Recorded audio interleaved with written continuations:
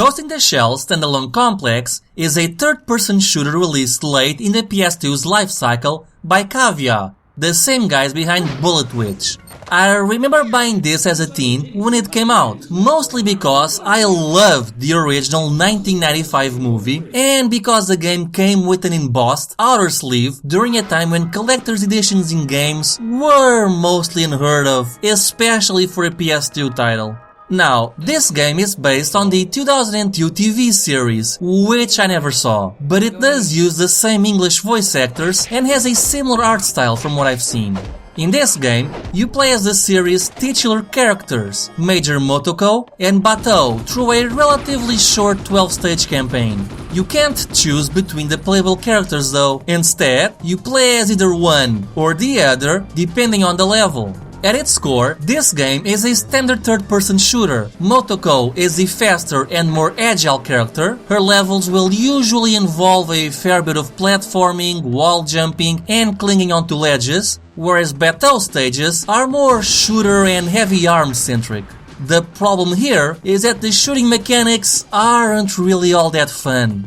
See, I'll level with you guys. The PS2 was not a good console for first-person or third-person shooters. If you owned a PC or an Xbox back in the day, chances are you played better games in the genre. And the PS2 usually lagged behind in this genre. And that's kind of my issue here too. The Batou stages are easily the most boring out of the bunch. The enemy AI is pretty bad, usually ignoring you or forgetting you're even there. But the game's controls aren't the best either. I had to change the button layout to get as close as possible to modern controls. But even then it wasn't perfect. You'll also spend most of the time using regular weapons, which aren't really all that interesting. Though at least in later stages, you do get rocket launchers, missile launchers, and that sort of thing. I enjoyed this game the most when playing as Motoko, as finding the correct path to finish a level and doing 3D platforming is pretty fun. I also generally prefer taking out enemies using melee combat,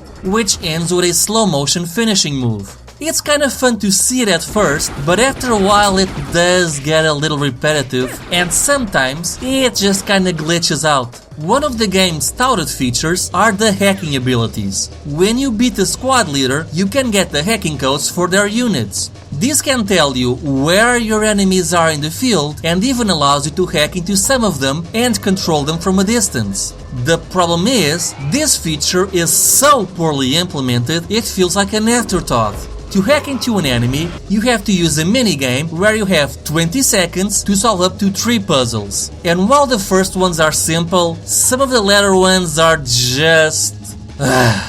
And when you are in control, you're given anywhere between 20 to 60 seconds to control the enemy, which is enough to cause some damage, but it only ever left me feeling like it just wasn't worth the trouble. I could do a better and quicker job charging in without wasting time on hacking. Even the music started getting on my nerves. It feels as though most songs are basically a short 15-second loop, which really began to grate after a while. At least the graphics are pretty good for a PlayStation 2, and it even has a widescreen option. Another feature that was touted was the CGI, but most of it is just a green screen while the characters talk over it. And when you do see them in motion, it doesn't look particularly great. And the story is pretty terrible as well. At first I thought most of the plot was going over my head because I was almost halfway through the game and I had no idea what was happening. All I knew is that everyone kept talking about rice. Rice? Ascertained that it's micro-machine rice that's primarily exported abroad. This is where the tainted rice was created. But the reality is just that nothing really happens during the first half of the game, and the second half isn't much better either.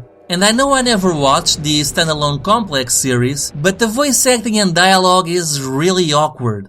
What'll come out, the tiger or the lady? Shall we open it and be surprised? Why not? I have no idea what that means. When you do complete the game, you'll unlock bonuses like new outfits and infinite ammunition, and the game awards you with points depending on how well you did. If you reach a certain point amount, you'll unlock new difficulty settings. And overall, there are 10 difficulty settings to play. But I just barely enjoyed my first playthrough. Doing the same missions again with infinite ammo and stronger enemies isn't really cutting it for me. Instead, Ghost in the Shell needed better level design, better shooting mechanics, more interesting weapons, better enemy AI, and probably ditch Batou stages altogether, placing a bigger focus on platforming and sneaking.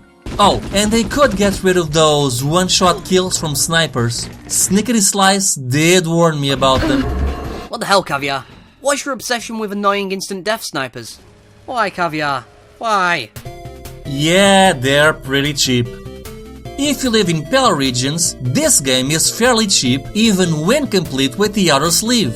But I couldn't find a single US copy available, so I assume it's probably a little on the pricey side. If you're a big Ghost in the Shell fan, you might enjoy this game, but there's better games out there.